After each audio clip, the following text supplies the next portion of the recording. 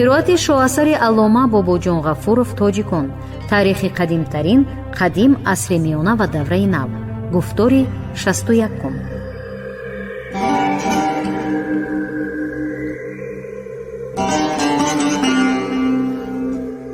асари тоҷикон шӯлае буд ки ба саҳифаҳои торику фаромӯшгаштаи таърихи миллати тоҷик равшанӣ андохта падидаҳои худшиносӣ ва ифтихори миллиро такмил дод.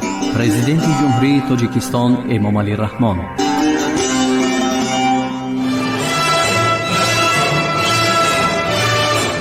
анҷоми протсесси ташаккули халқи тоҷик ва созмони давлати ӯ, давлати тоҳириён, сафориён ва сомониён, асрҳои 9 ва 10.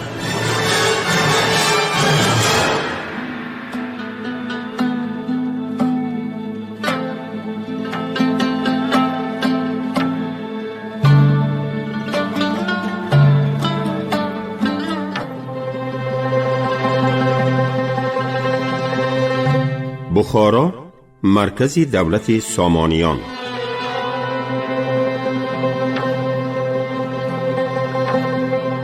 عصر 8 برای اهالی شهرهای ماوراء النهر عصری بی نهایت وزنین بود.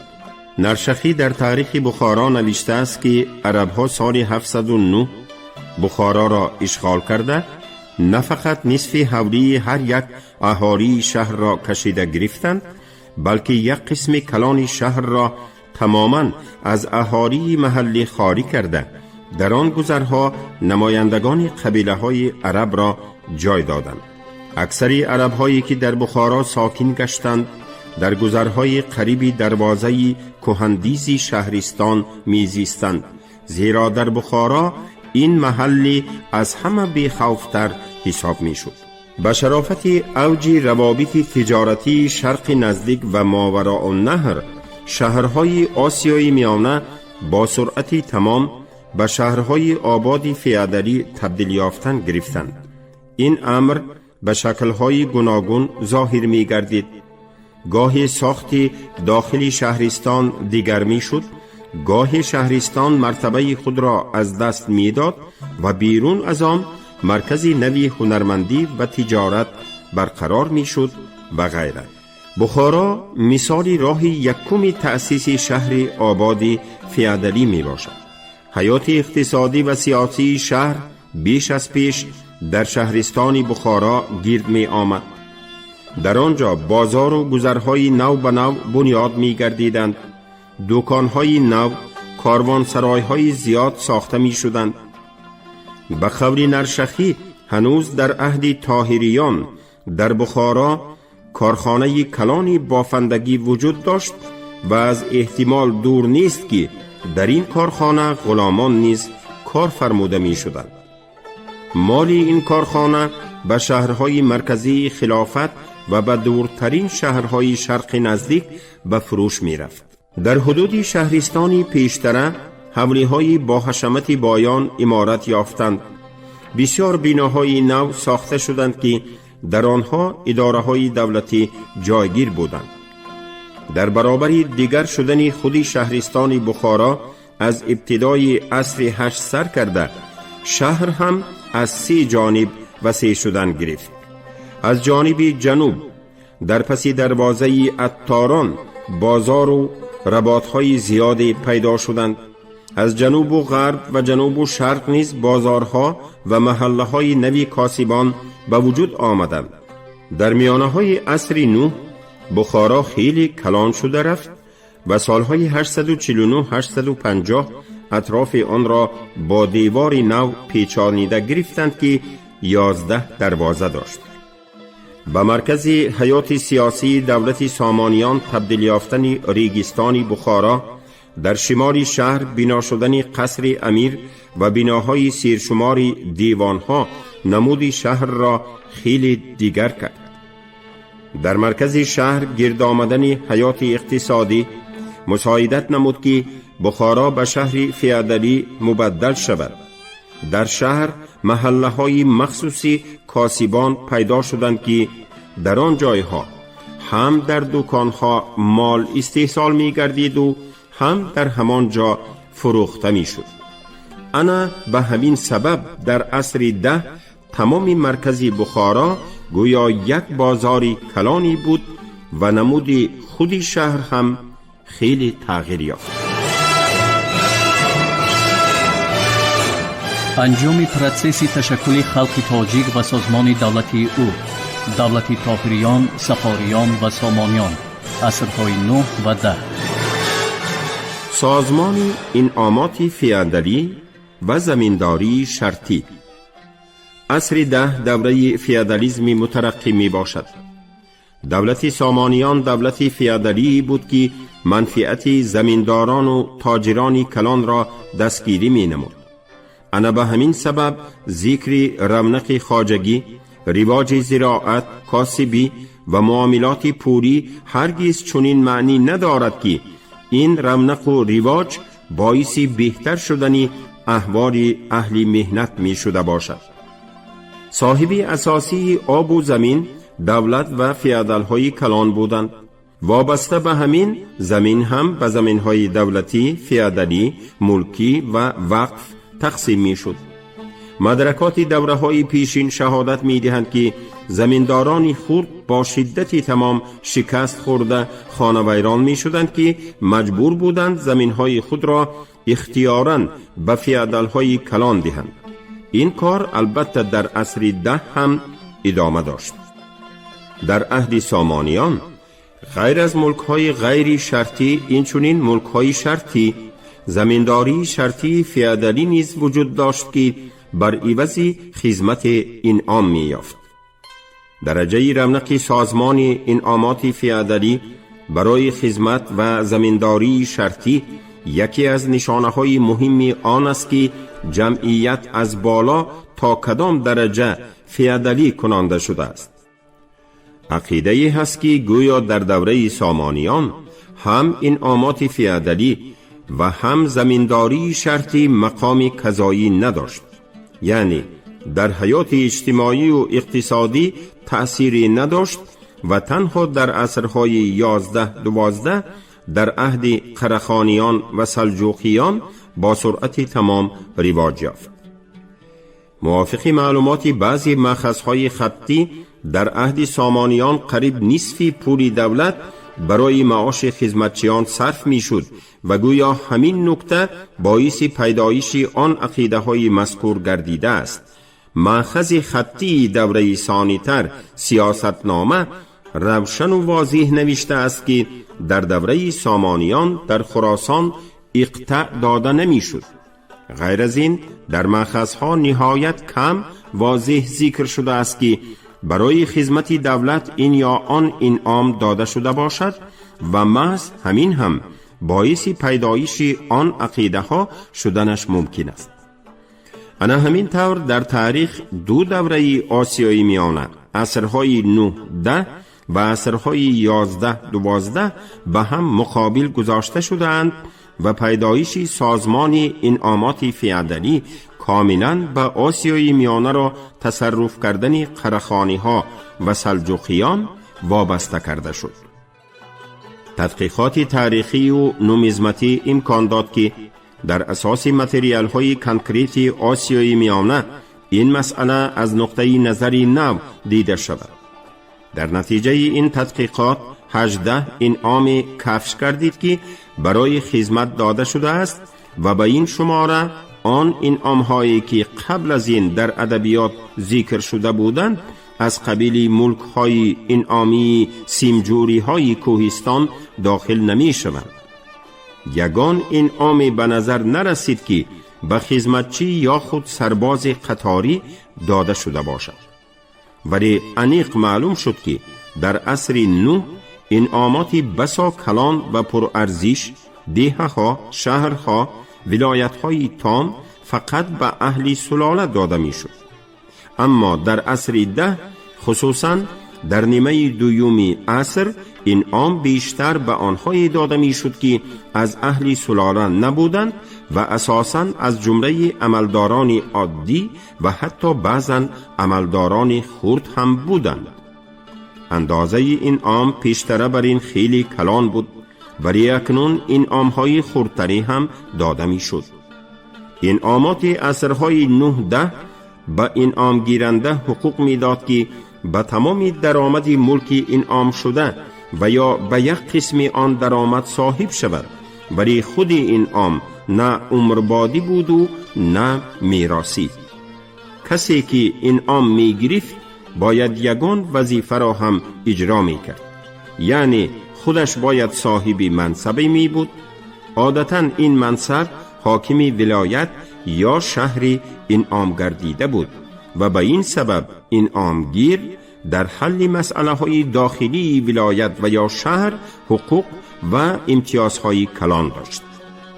کسانی که شهر و یا ولایت را انعام می گرفتند بعضاً حقوق داشتند که حتی در روی پول نام خود را ثبت نمایند. در این حالت مناسبت بین حکومت مرکزی و صاحبان ملک‌های انعام شده و این چنین درجه آزادی آنها خیلی مختلف بود. مثلا بعضی تنگه‌های میس از نام سردار آن سکه زده شده، نام حاکم ولایت انعام شده در جای نظرناگیر قید کرده شده است. چنین از سمرقند و شام در 4-3 عصر 9، اسفجاب در ابتدای عصر 10. ولی برعکس این حال بیشتر به نظر می رسد، یعنی پول میس از نام همون کس برآورده شده است که شهر یا ولایتی را انعام گرفته است. نام سردار آل سامانیان باشد فقط به نشان حرمت نوشته نخر گردیده است. چنیناً شهرهای فرغانه، اخسیکت، نصرآباد، قوبه و عموماً تمام فرغانه در یک چند دوره های معین. باز یک نمود دیگری تنگه ها هستند که در آنها نام سردار آن عموماً ذکر نشده است و فقط نام انعام گرفته هست و بس. چنیناً شهرهای اخسیکت و شاش در نیمه دوم عصر 9 و اولی عصر 10. این حالت دلالت می کند که انعام گرفته حتی به نام تابع بودن خود را هم اعتراف نکرده میل تماما مستقل شدن می کرد. از روی آن معلوماتی که دسترس ما می باشد انیق گفتن ممکن که این گونه رفتار و کردار فقط به اعضایان آل سامانیان خاص می باشد که ولایت‌های کلان را انعام گرفته بودند. ولایت‌هایی که انعام می شدند در حدود دولت سامانیان اکثر وقت به ملک‌های مستقل تبدیل می یافتند. واری این گونه ولایت‌ها خواه از آل سامانیان باشد خواه یگان عملداری کلان اکثرا خود را با همان عنوان‌هایی می خواندند که سرداران آل سامانیان داشتند. در عهد سامانیان یک نوع هیرارخیای فئودالی، آن مناسبت تابعیت و اطاعت زینه به زینه مأموری به وجود می آید که خاصی فئودالیسم است. چون این حادثه ها نیز به قید گرفته شده است که مثلا سردار آل سامانیان به عملداری شهر و یا ولایت‌های را انعام می کند و خود آن منصبدار قسم ملک انعامی خود را به کسی دیگر می بخشد. در فرغانه یک ملک انعام شده را به 4 قسمت تقسیم کرده باز 4 بار دیگر انعام کرده. باید قید کرد که اقتداران می کوشیدند که حقوق خود را وسیع کنند. حکومت مرکزی باشد به این کوشش آنها مانع می شد. در این تلاش گاه یک طرف گاه طرف دیگر دست بالا می گردید. مثلا نصر ابن احمد به دادرش اسماعیل حقوق داد که یک قسم خراج ولایت بخارا را گیرد. اسماعیل باشد یک قسم نه تمامی درآمد بخارا را گرفتنی شد. کار اسماعیل اول در این باب برار نکرد ولی بعدتر وی به مقصدش رسید که این علامت مغلوبیت حکومت مرکزی بود. ولی در دیگر یک چنین حادثه حکومت مرکزی غلبه کرد. قوبه و نصرآباد نام شهرهای فرغانه به عملداران کلان انعام شده بود. اینک این عملداران برای وسعت حقوق خود به زد و خورد در آمدند، ولی این زد و خورد با همین انجام یافت که هر دو شهر را از دست آن عملداران کشیده گرفتند. از این واقعه ها خیلی پیشتر نیز معلوم شده بود که برای ملک عمرباد و میراثی شدن اخسیکت مبارزه شدیدی می رفت. گفتن لازم که در آن دوره اخسیکت در اختیار آل سامانیان بود و در ابتدا اخسیکت حتی از دست آنها رفت. سالهای زیادی در شهر یگانه صاحب اسحاق ابن احمد بود و بعد او شهر را پسرش میراث گرفت. فقط پس از آن که اسحاق ابن احمد برای تخت عصیان برداشته شکست خورد، حکومت مرکزی فرغانه را از دست او کشیده گرفت و با امتیازی خیلی محدودتر اخسیکت را به کسی دیگر انعام نمود. در عهد سامانیان کوهستان ملک انعامی 4 نسل سیمجوری ها بود. خلاص در حیات اجتماعی و اقتصادی دولت سامانیان سازمان انعامات فیادلی موقعی نمایان داشت. حتی ولایت های مرکزی و اساسی دولت سمرقند، بخارا، شاش، فرغانه و غیره و این چنین بعضی دیگر شهرها در دوره های گوناگون مورد انعام گردیده اکثر وقت به ملک های مستقل و سرکشی داخل دولت سامانیان تبدیل می یافتند. بعضی اشارت های روشن مأخذ ها و مثال همین گونه حادثه های ایران غربی و عراق و علل خصوص شهادت الخوارزمی به ما امکان می دهند ادعا نماییم که این گونه انعامات و پاداش در آسیای میانه عهد سامانیان اقطع و طعمه نام داشت. الخوارزمی کاتب وزیر سامانیان بود و اثر خود را در مابین سالهای 976 991 تألیف کرده است. وظیفه وی اساساً همین بود که برای دیوان معلوماتنامه ترتیب دهد و این معلوماتنامه به شکل فرهنگ تفسیری نوشته شده بود که دایره وسیع دانش را در بر می گرفت. انعامات و پاداش فیادلی زمانه خود را وی با 2 تعبیر افاده کرده است. طعمه انعامی است که عمر باد داده می شد، ولی از این زمینه های انعامی یک مقدار خراج دادن لازم بود. یعنی در این صورت طعمه دار نه همه درآمد زمین را بلکه فقط یک قسم آن را صاحبی می کرد. اقطاع انعامی است که صاحب آن حق داشت آن را میراث گذارد و ضمناً اقطاعدار صاحب زمین انعامی دانسته می شد. گرچند در این دوره و در دوره های من بعد اقطاع رسما انعامی درآمد زمین باشد هم چطوری الخوارزمی هم اشارت کرده است، اقطاعدار در عصر 10 عملاً به حقوقهای کلان مالک گردید و خود اقطاع حتی میراثی شد. انواع گوناگون انعامات که اساساً به طفیل مدرک‌های نومیزماتی آشکار گردیدند و آنها در عصرهای 9-10 در آسیای میانه وجود داشتند، به تمام آن توصیفات اقطاع و طعمه که الخوارزمی داده است کاملاً موافقت می کند. در عین حال نباید از مد نظر دور انداخت که قریب نیمه نقدینه دولت سامانیان برای معاش حربیان و عملداران خرج می شد. در دولت سامانیان 2 تمایل آشکارا مخالفت داشتند. از یک طرف انواع انعامات فیادلی بیش از پیش رواج می یافت، از طرف دیگر حکومت مرکزی به عملداران تا رفت بیشتر معاش داده می کوشید که رواج انواع انعامات را باز دارد. موافق دلالت بعضی مأخذها بسیار آدمان آن دوره نقص می فهمیدند که رواج انعامات فیادلی هم برای اقتصاد مملکت و هم برای حکومت مرکزی عاقبت مهلک دارد. اگر این یا آن شرایطی مساعد به دست آید و به انعامات زمین هم کار را پیش بردن ممکن شود، حکومت مرکزی حرکت می کرد که زمین انعام نکند. مثلا چنین بود در عهد غزنویان اول. در این اساس می توان گفت که دولت سامانیان یک نوع دوره گذریش را از سر می گذراند. مبارزه آن دو تمایلی مختلف باعث آن گردید که در عصرهای 9-10 عملداران قطاری و طبقه حربیان از اقطاع و طعمه تماما محروم کرده شدند و در این کار حکومت مرکزی هنوز در موقع خود پایدار بود.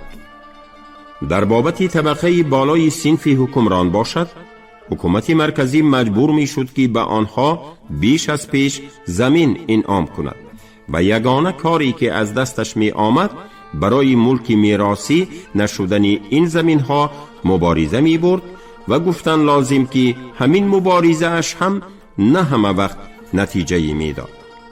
شکی نیست که در ولایت های غربی خلافت، علل خصوص در نیمه دوم عصر 10 در دولت آلی بویه، این طور فیادالی شدن جمعیت خیلی پیش رفته بود. ولی در دولت سامانیان هم وزن قیاسی زمینداری فیادالی یا خود شرطی یعنی زمین انعامی خیلی کلان بود. انجام پروسس تشکل خلق تاجیک و سازمان دولتی او، دولت طاهریان، صفاریان و سامانیان، عصرهای 9 و 10.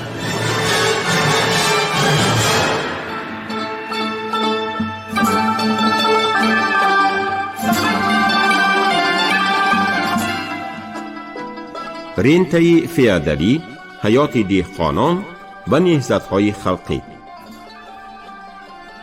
در عهد طاهریان و سامانیان تمغزنی دهقانان که آنها را تا به درجه غلام پست می کرد قطع گردید و ذاتاً به قطع این عادت بیرحمانه و پرآزار اسیانی مقنع در ماوراء النهر که در بالا ذکر کرده بودیم و همین گونه نهضت توانای خلقی در آذربایجان سبب گردید.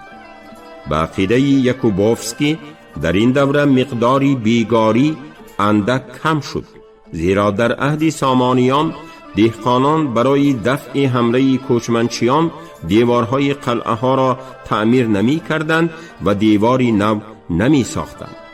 ولی این گپ چنین معنا ندارد که در آن دوره عموماً مقداری رنته فیادالی زمین و استثمار فیادالی کم یا سست شده باشد. انکشاف اقطاع بیشک استثمار فیادالی دهقانان را خیلی زورتر کرد.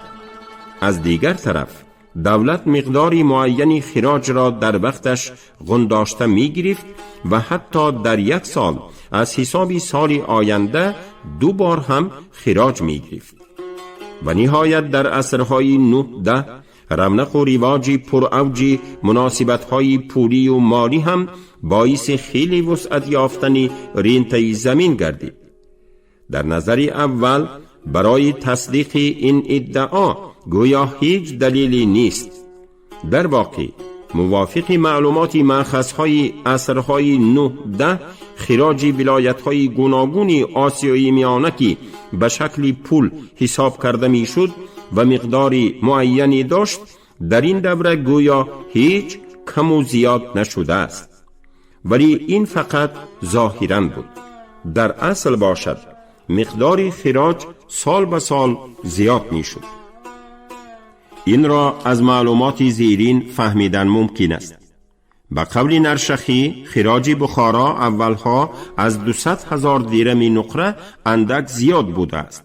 وقتی که درم قطریفی برآمد مقرر کردند که 1 درم نقره به 6 درم قطریفی برابر است. پس معلوم می شود که خراج بخارا هم قریب 1,200,000 درم قطریفی بوده است. بعدتر قرب درم قطریفی بالا رفته قابلیت خریداری آن به درم نقره برابر شد. حکومت مثل پیشتره خراج را با درم قطریفی میستاند.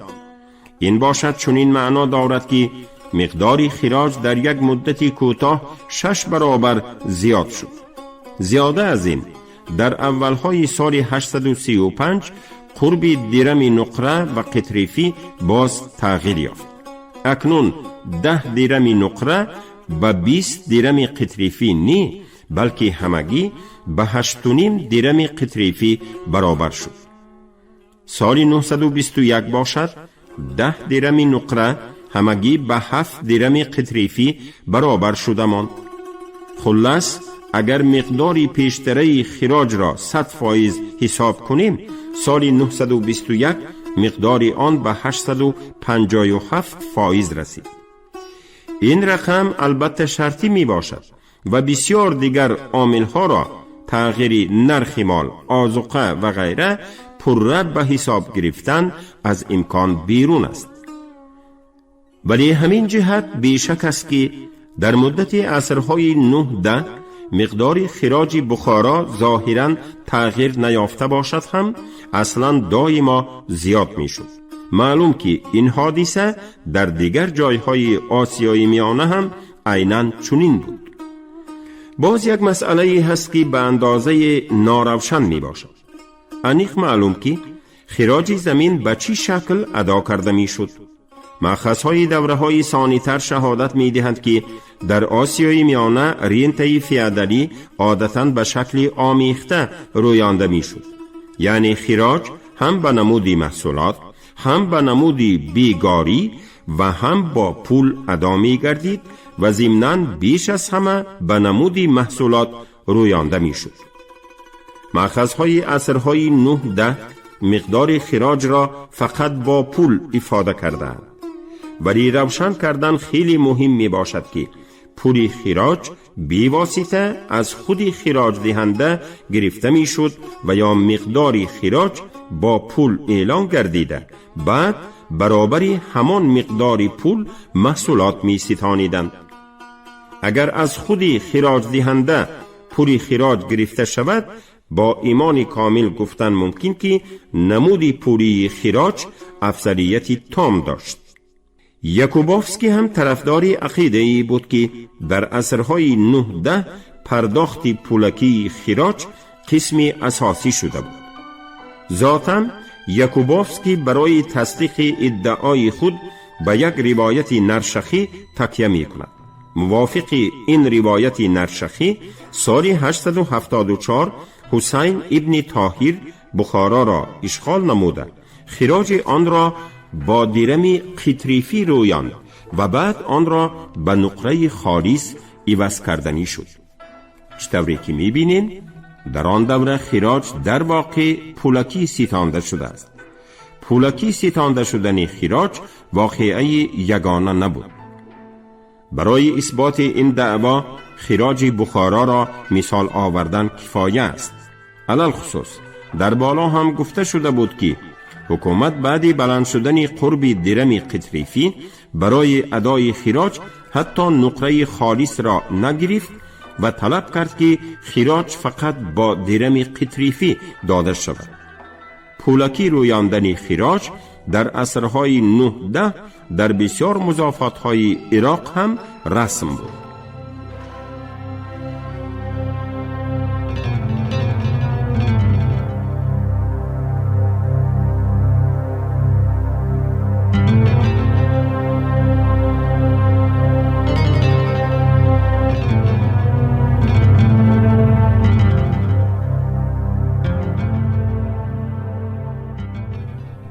شما گفتاری 61 را از کتاب علامه باباجان غفورов تاجیکان شنیدید.